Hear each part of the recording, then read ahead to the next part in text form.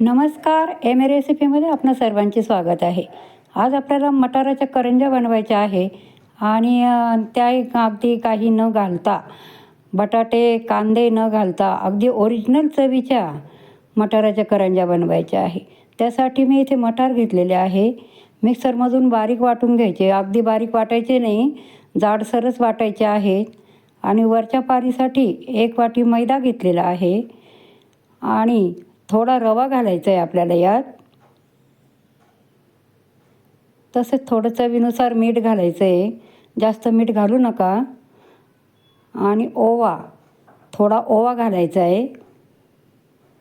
तेल थोडंसं कोमट करून घ्यायचं आहे आणि ते तेलाचं मोहनसुद्धा आपल्याला यात घालायचं आहे.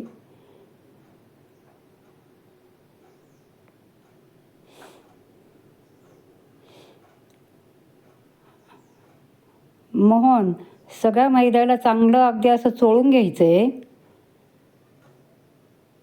छान त्याचा लाडू झाला पाहिजे असं चोळून घ्यायचं आहे.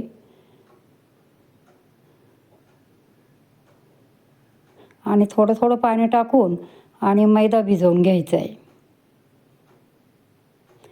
मैदा सैल भिजवायचा नाही, अगदी घट्ट असा गोळा तयार करायचा.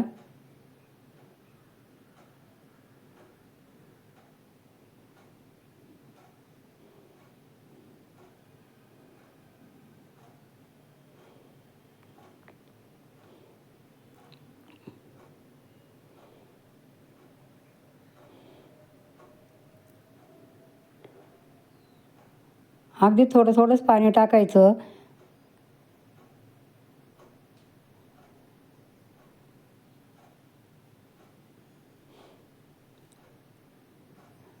आणि 10 मिनटं आपल्याला हा गोळा असाच ठेवायचा आहे. आता मधल्या सारणासाठी आपल्याला लसूण, आलं, 2-3 हिरव्या मिरच्या घेऊन आणि वाटण तयार करायचं आहे. वाटण तयार झालं आहे आपलं. कढई तापायला ठेवलेली आहे. कढई तापली की त्यात तेल टाकून घेऊ.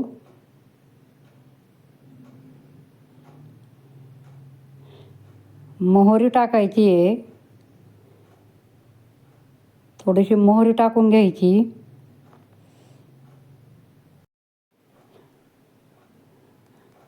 थोडा हिंग टाकायचा आहे.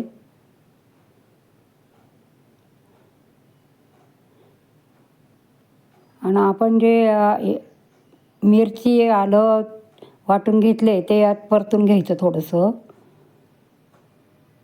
लसूण सगळं टाकलेलं आहे त्यात, ते परतून घ्यायचं.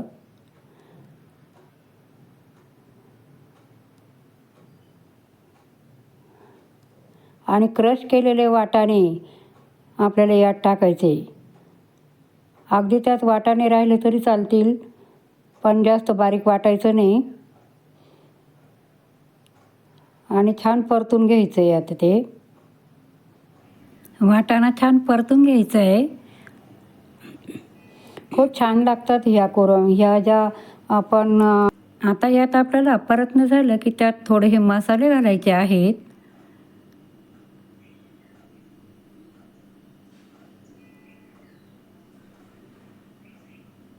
सुरुवातीला आपण त्यात जिरेपूड घातली अर्धा चमचा धने पावडर घालायची. 1 चमचा लाल तिखट टाकायचं आहे. चवीनुसार थोडंसं आणि थोडं चवीला काळा मसाला टाकायचा आहे. चवीनुसार थोडं मीठ घालायचं आहे यात आणि छान परतून घ्यायचं आहे.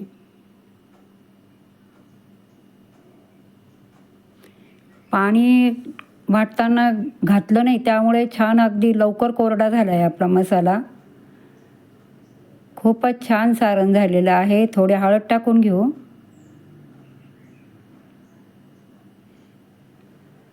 आणि गार होण्यासाठी बाजूला काढून ठेवू.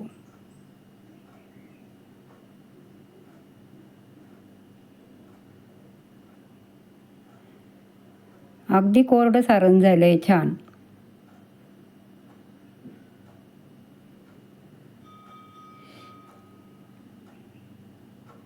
यात थोडासा लिंबाचा रस घालून घेऊ म्हणजे चव छान लागते.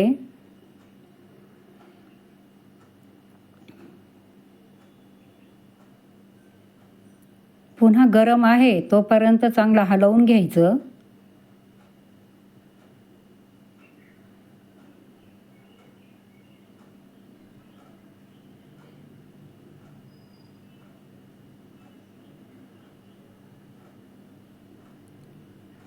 छानच झाला आहे मसाला.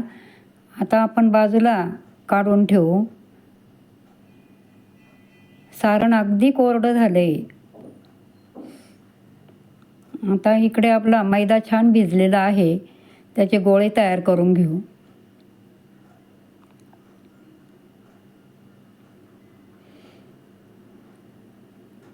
आणि त्या गोळे एक एक छोटीशी अशी पोळ्या लाटायच्या, छोट्या छोट्या पोळ्या लाटायच्या, अगदी पातळ लाटायच्या. आकार जरी कसाही झाला तरी चालेल, पण पातळ लाटा, कारण आपल्याला कापूनच घ्यायच्या आहे त्या.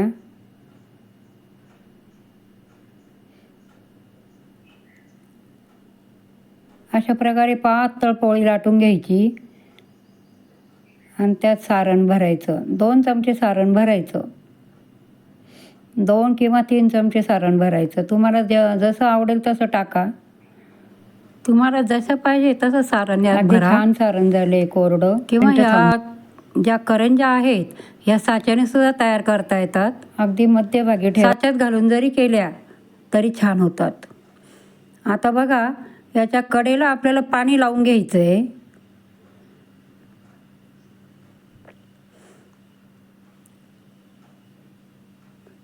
आणि हा भाग असा वळवून दुमडून काठावर काठ ठेवायचा आणि वरतून दाबून घ्यायची, कारण त्यातली हवा सगळी निघून जाते मग. आणि कटरनी कापून घ्यायच्या. छान आकार द्यायचा आणि बाजूचं काढून टाकायचं. ते जे पीठ आहे साईडचं जे असतं कतरण ते काढून टाकायचं. अशा पद्धतीने सगळ्या करंज्या मी करून घेते. इकडे कढई तापायला ठेवली आहे, तेल तापलंय. तेल तापलंय की नाही आधी आपण बघून घ्यायचं आहे. तेल तापल्यानंतर 1 किंवा 2 करंज्या त्यात घालायच्या आणि अगदी खरपूस तळून घ्यायच्या आहे. एक बाजू झाली की दुसरी बाजू असं दोन्ही करून दोन्ही बाजूनी खरपूस तळून घ्यायच्या आणि एका ताटात काढायच्या.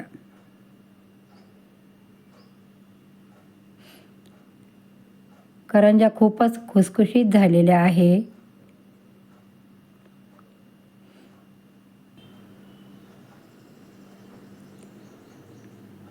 सगळ्या करंज्या अशा प्रकारे निथरू द्यायचं. पूर्ण तेल निथरू द्यायचं, म्हणजे मग तेलकट होत नाही. अगदी खुसखुशीत झालेल्या आहे, सुंदर झालेल्या आहे. शेअर आणि सबस्क्राईब करायला विसरू नका. लावल्यात अगदी छान होतात.